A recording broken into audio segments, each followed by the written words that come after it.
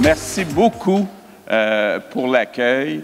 Je vois plusieurs députés, des ministres. Je ne les nommerai pas tous. Tout à coup, je n'oublie un ou une. Merci de venir encourager nos jeunes, mais évidemment, c'est vous autres que je veux d'abord saluer. Puis en particulier, une femme brillante là, qui va être enseignante. Il y a quelque chose de plus important dans la vie, une jeune dynamique. J'étais tellement fier d'elle, de la voir dans les médias dans les derniers jours. Là. Je veux dire bonjour à Aurélie Dieppe. Puis bravo, Aurélie!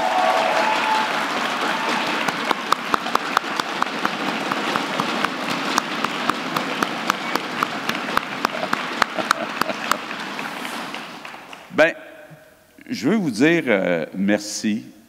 D'abord, merci d'être ici, un samedi. Merci de militer à la CAQ. Merci d'avoir choisi, puis honnêtement, je n'ai rien à voir là-dedans, de consacrer tout un congrès à l'éducation. Vous le savez, c'est ma priorité depuis à peu près toujours. Quand on me demande si vous aviez juste une priorité à choisir, ça serait laquelle? Puis je dis, c'est l'éducation, parce que tout part de l'éducation. Donc, bravo d'avoir choisi de faire tout un congrès sur l'école. D'ailleurs, ça me fait penser à quand je me suis impliqué en politique. Je pensais à ça en me prenant des notes. Vous savez, j'avais rencontré Lucien Bouchard, un dénommé Lucien Bouchard, qui m'avait demandé de venir en politique pour être ministre de l'économie. Dans ce temps-là, on disait ministre de l'Industrie et du Commerce. Okay?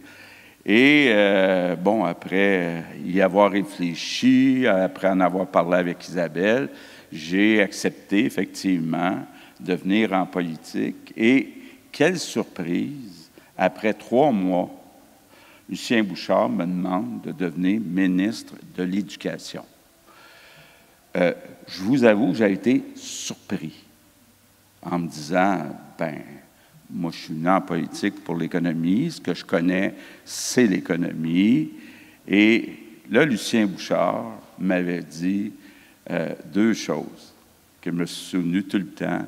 Lucien Bouchard m'avait dit, moi, si j'avais eu à choisir un ministère, ça aurait été l'éducation.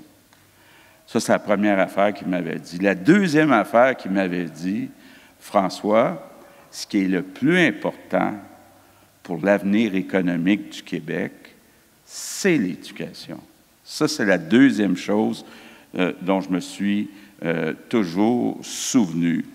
Donc, j'ai été 3 ans ministre de l'Éducation et c'est parmi les 3 plus belles années de ma vie. Je ne comparerai pas avec quand j'étais ministre de la Santé, là, mais ministre de l'Éducation, on travaille sur du positif, on travaille sur l'avenir. Et ça a été tellement des belles années. Je ne commencerai pas à vous expliquer tout ce que j'ai fait pendant ces 3 années, mais une des choses, puis je pense que je n'ai déjà jasé avec Aurélie, dont je suis fier, c'est que j'avais déposé la première politique de l'adaptation scolaire. Ça, c'est pour s'occuper des enfants qui ont des difficultés d'apprentissage de toutes sortes. Puis on dit aujourd'hui qu'il y en a à peu près le quart des enfants qui ont des difficultés d'apprentissage. Donc, ça, c'était très important pour moi parce que ce qu'on m'avait expliqué, c'est la grande majorité de ces enfants-là ont le potentiel de réussir, d'obtenir éventuellement un diplôme de secondaire 5, mais si et seulement si on les aide très tôt.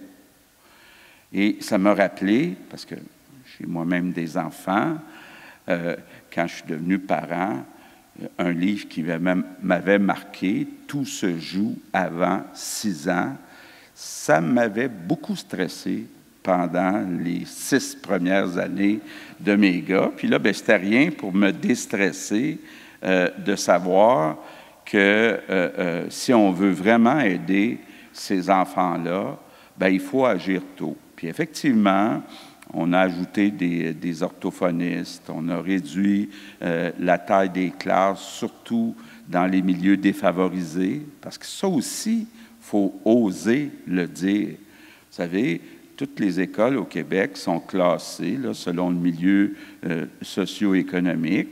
Puis, dans les milieux plus favorisés, bien, le décrochage peut être autour de 10 %, mais quand on s'en va dans les milieux défavorisés, ça peut aller à 30 %.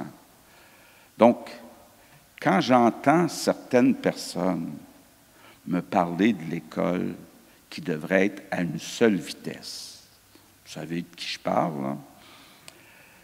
Surtout deux, là, deux partis qu'on connaît, là, qui sont rendus comme frères siamois, là, qui disent « Ah, ça prend une école à une vitesse, la même chose pour tout le monde. » Bien, je m'excuse, là, mais les enfants ont des besoins, des goûts qui sont différents. Il faut avoir plusieurs sortes d'écoles qui sont adaptées aux besoins. Puis, j'étais content d'entendre Aurélie, puis j'ai suivi un petit peu vos débats aujourd'hui, aller dans ce sens-là. Et l'autre chose, est-ce que je vois Martin Koskinen derrière? Ça, je vais vous raconter une autre affaire. Avec Lucien Bouchard. Lucien Bouchard me demande en 2000, on est en 2024, donc ça fait un certain temps, en 2000, de préparer le sommet du Québec et de la jeunesse. En se disant, là, il y en a parmi vous autres qui n'étaient pas nés à ce moment-là, donc ça a évolué depuis ce temps-là, en se disant, bien, il faudrait s'occuper des jeunes, puis ce que veulent les jeunes. Puis là, j'ai travaillé pendant 1 an à préparer le sommet, à rencontrer des groupes de jeunes, de toutes sortes, hein? Les jeunes de la CSN, les jeunes de...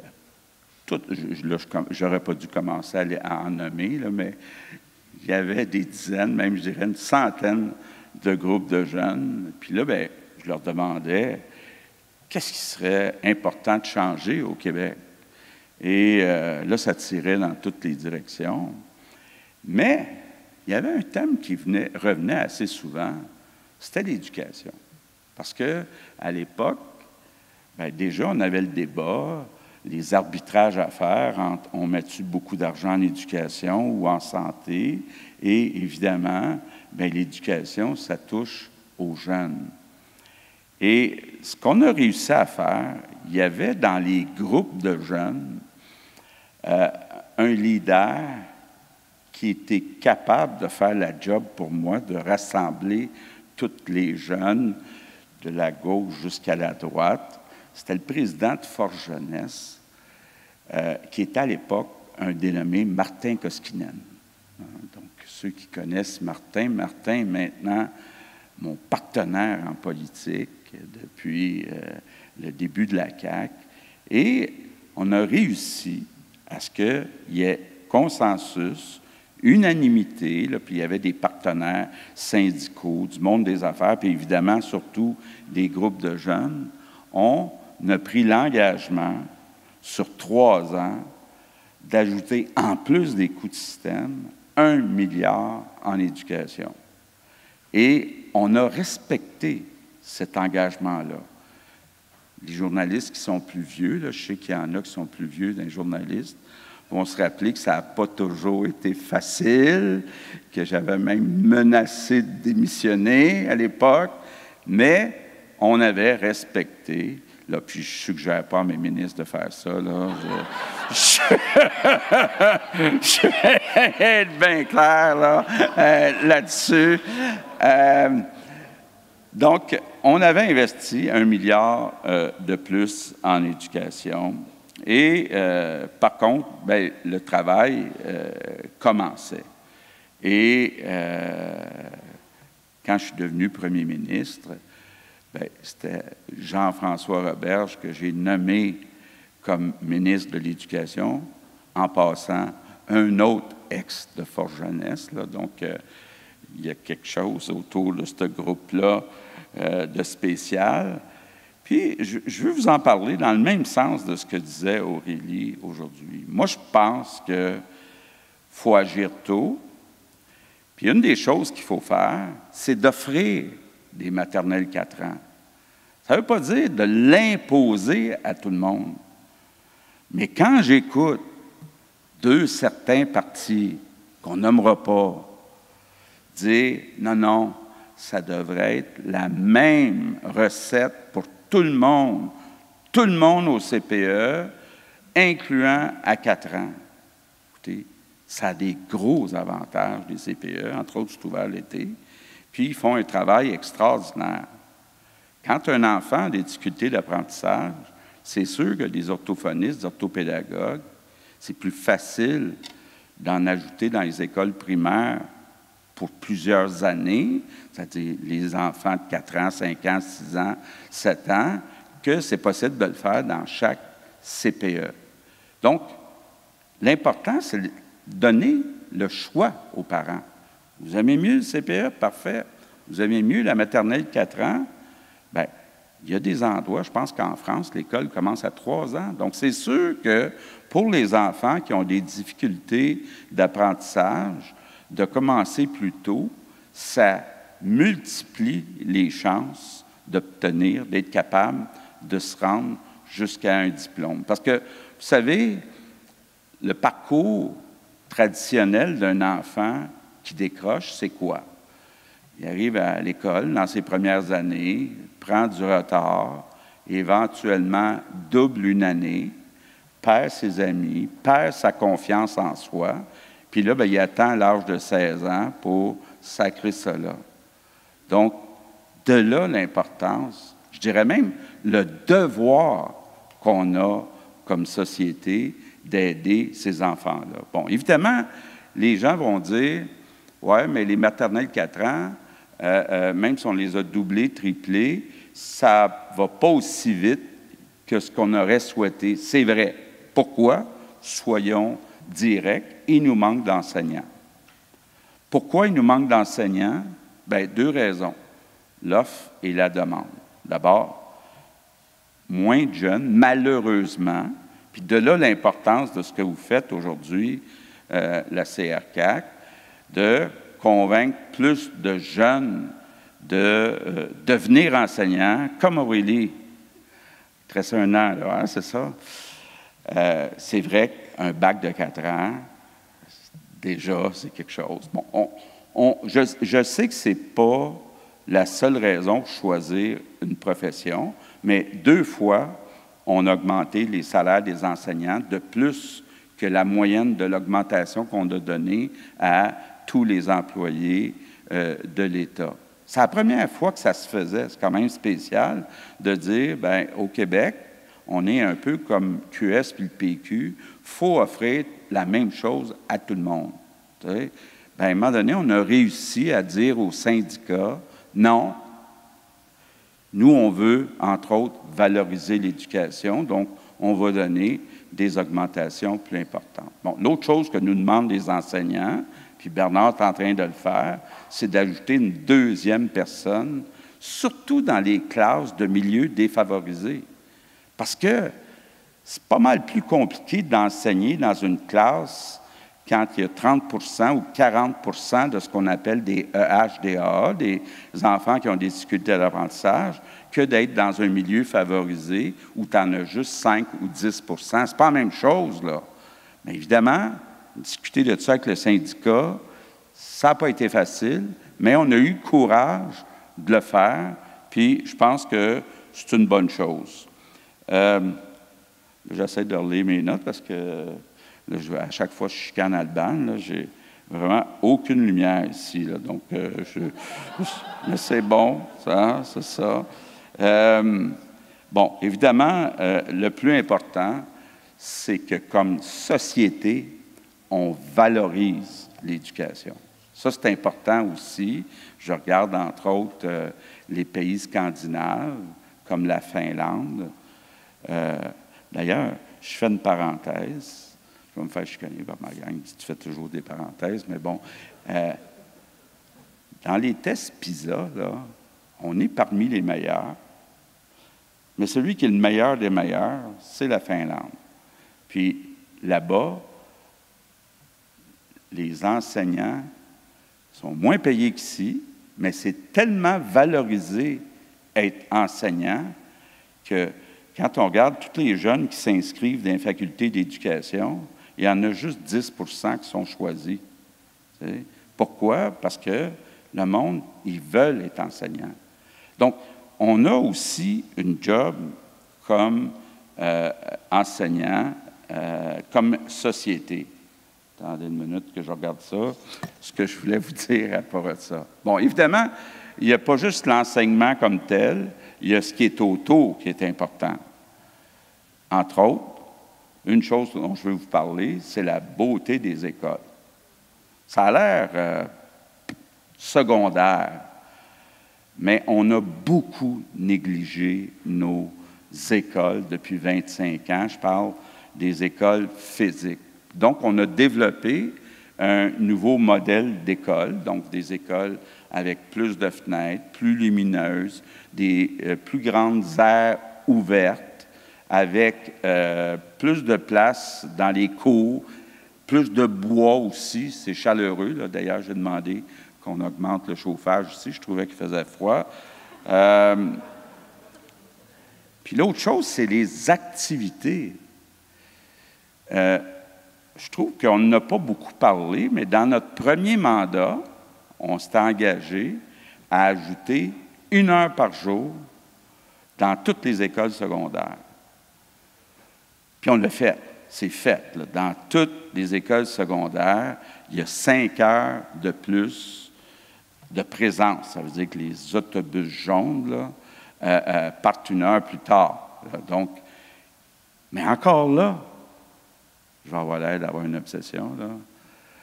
Mais on ne peut pas avoir une sorte d'école, comme le disent Québec solidaire puis le PQ, là. On ne peut pas.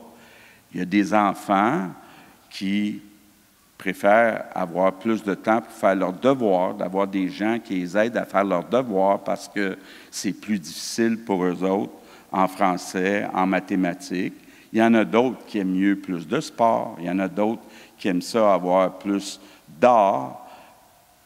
Donc, les besoins, les passions sont différentes d'un enfant à l'autre.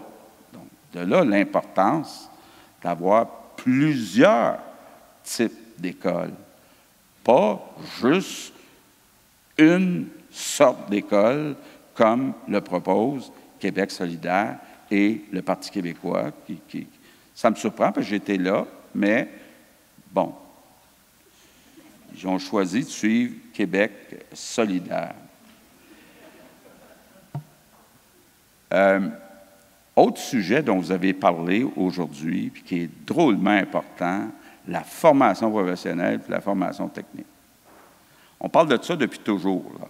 Vous voyez, je me souviens, là, il y a 20 ans, on disait c'est 50 des jobs, mais c'est juste 30 des étudiants. Donc, il y a un déséquilibre. Je ne sais pas, on est rendu à combien de déséquilibre aujourd'hui, mais ce que je sais, là, c'est que le déséquilibre risque d'augmenter, entre autres. J'aimais ça, c'est la première fois que je voyais la vidéo que vous avez montrée, qui est superbe. Je vais vous en dire un mot. Tout le projet autour de la transition énergétique. Ce qu'on veut, là, c'est de doubler la taille d'Hydro-Québec. Ce qu'on veut, c'est décarboner le Québec, mais on veut aussi développer des entreprises au Québec qui vont fabriquer des produits verts, l'acier vert, l'aluminium vert, pas juste pour décarboner le Québec, mais pour envoyer ces produits verts-là aussi à l'extérieur, donc pour décarboner la planète. Et moi, là, ça va être une de mes plus grandes fiertés quand je vais prendre ma retraite au 4e ou 5e mandat, de dire...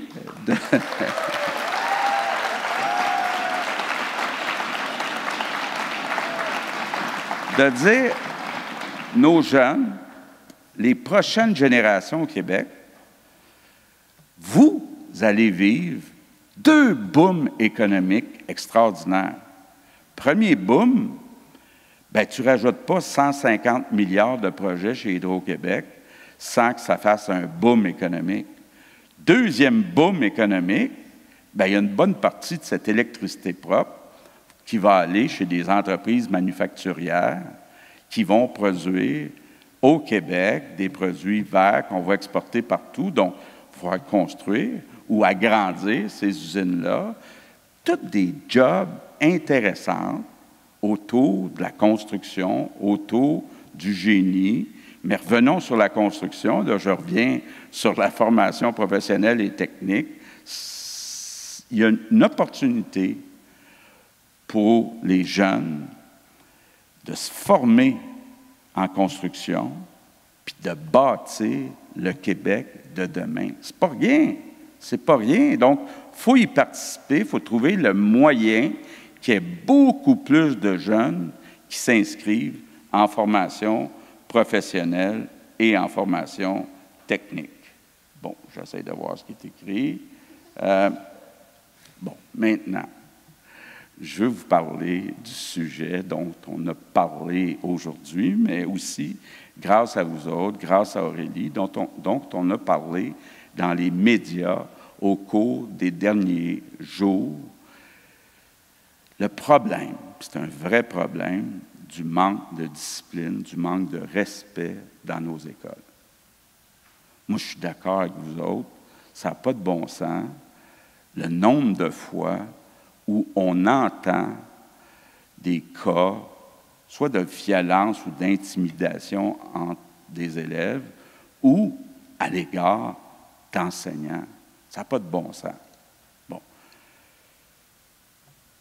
Ce n'est pas un problème qui est simple.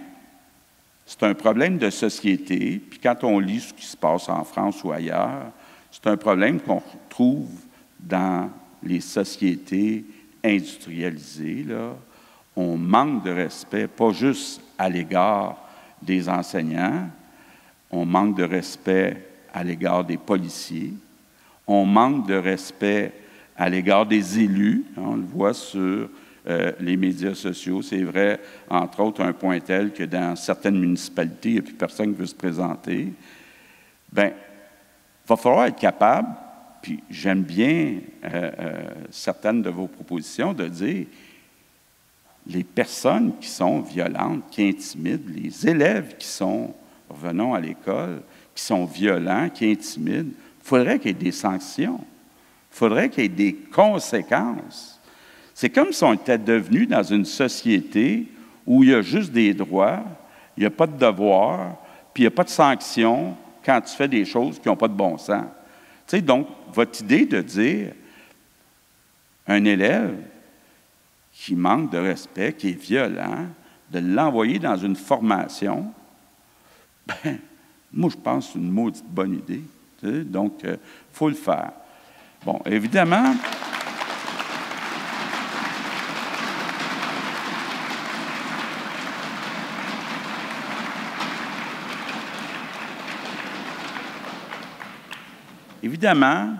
puis je veux le dire, ce n'est pas seulement à l'école puis aux enseignants à montrer le respect, la discipline, le civisme. Là, vous me voyez venir, je veux parler un peu du rôle des parents. Bon. Puis je veux tout de suite faire une parenthèse, là. Il y a des parents qui ont des gros problèmes de toutes sortes, puis qui ont de la misère à garder la tête en dehors de l'eau, sont en situation presque de survie eux-mêmes. Donc, moi, je peux comprendre que c'est dur, peut-être même impossible pour ces parents-là. Mais la grande majorité des parents sont capables de montrer à leurs enfants c'est quoi la discipline, c'est quoi le respect. Je dirais même plus que ça. Les parents ont un devoir, c'est nécessaire pour le vivre ensemble dans notre société. Il va falloir oser le dire.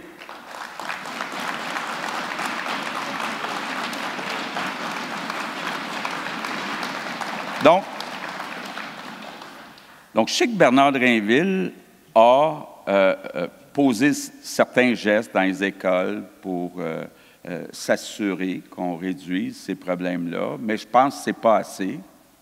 Donc, je vous annonce officiellement aujourd'hui que je donne le mandat au ministre de l'Éducation, Bernard Drainville, de me déposer rapidement un plan pour qu'il y ait plus de respect, plus de civisme, plus de discipline dans nos écoles.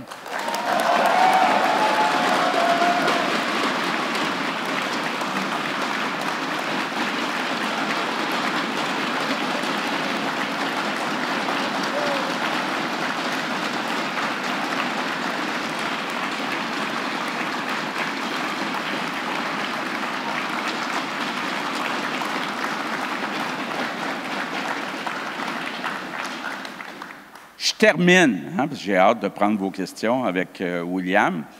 Je termine en vous disant, d'abord en vous disant merci pour ce que vous faites, parce que vos idées, depuis longtemps, m'inspirent. On va commencer le mois prochain une commission sur les jeunes et les écrans. Quand on parle de décarbonation, bien, on en a parlé ensemble, puis on y travaille très fort avec Hydro-Québec. Le Musée national de l'histoire du Québec, c'est votre suggestion d'avoir enfin au Québec un musée qui est juste pour notre histoire nationale. C'est important de connaître notre histoire. C'est important de savoir d'où on vient, des luttes qu'on a eues, entre autres, pour protéger le français, si on veut savoir où on s'en va. Donc, tout ça, là, c'est grâce à vous, grâce à vos idées. Donc, grâce à vous autres, je pense d'abord que l'avenir de notre famille politique est entre bonnes mains. L'avenir du Québec est entre bonnes mains. Donc, n'oubliez jamais que l'avenir de notre nation, c'est vous autres. Merci beaucoup.